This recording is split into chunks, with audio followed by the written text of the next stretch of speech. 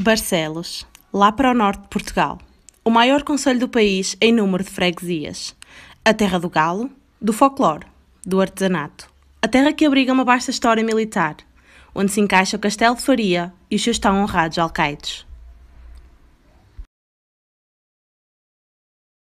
Muitos não conhecem a história deste lindo castelo, com altas muralhas, situado no Monte da Franqueira.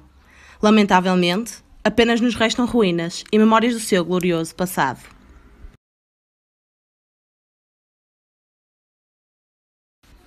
Esta história passa-se no reinado de Dom Fernando, no século XIV, quando este quebrou o compromisso de casamento com a filha do rei de Castela, pois apaixonara-se por Leonor Teles. Tal recusa fez com que o rei castelhano desencadeasse uma guerra contra Portugal. Ao invadirem Portugal pelo norte, mais especificamente pelo adiante da Galiza, Nuno Gonçalves, na altura alcaide do Castelo de Faria, terá tentado travar o avanço dos castelhanos, que tinham como objetivo chegar a Lisboa, onde se encontrava El Rei, mas acabou derrotado e capturado.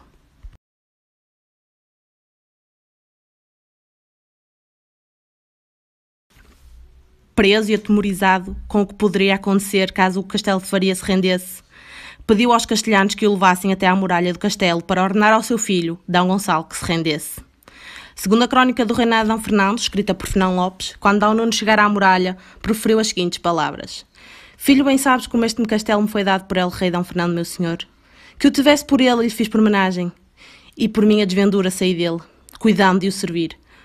O som ora preso em poder de seus inimigos, os quais me traem aqui para te mandar que lhe entregues, e porque este é coisa que eu fazer não devo, guardando minha lealdade, porém te mando, só na pena minha bênção, que não o faças. Não o dês a nenhuma pessoa, senão El Rei, meu senhor, que me deu.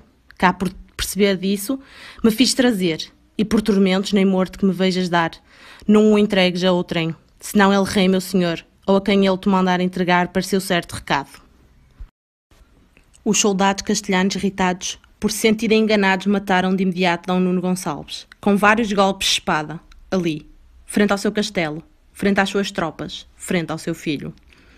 Isto é o que nos relata a crónica de Fernão Lopes, que nada mais nos adianta sobre os acontecimentos que se seguiram. Mas nós, servindo-nos da imaginação histórica, podemos tentar reconstruir o que aconteceu.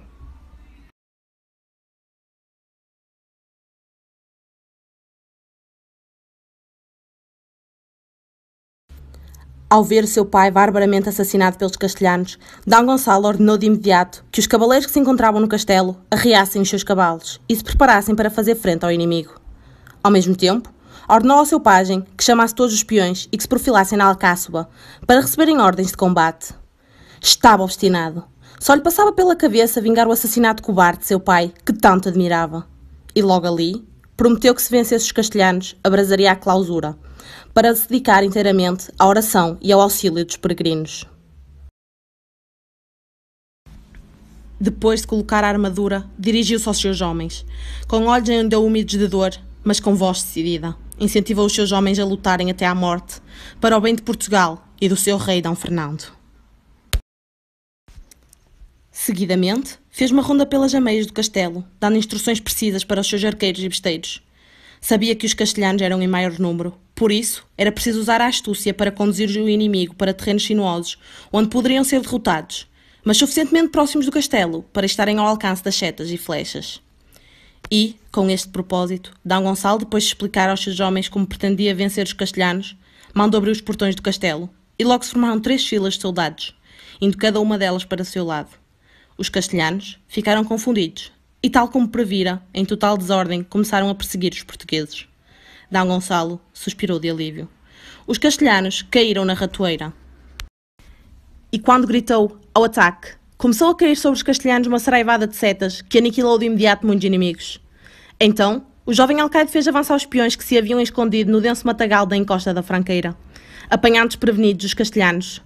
A vitória começava a sorrir, e com os seus cavaleiros preparou-se para o combate frontal final.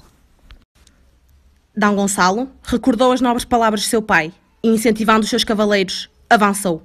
Lutou com todas as suas forças desde que de cimo daquele monte saíra do castelo com os seus melhores cavaleiros e peões. Graças ao apoio dos besteiros e arqueiros que das ameias do castelo protegiam os portugueses e iam dizimando os soldados castelhanos, estes acabaram por se render, ao verem muitos dos seus camaradas mortos. D. Gonçalo Confiava na valentia e argúcia dos cavaleiros fiéis ao seu pai, e não se enganou.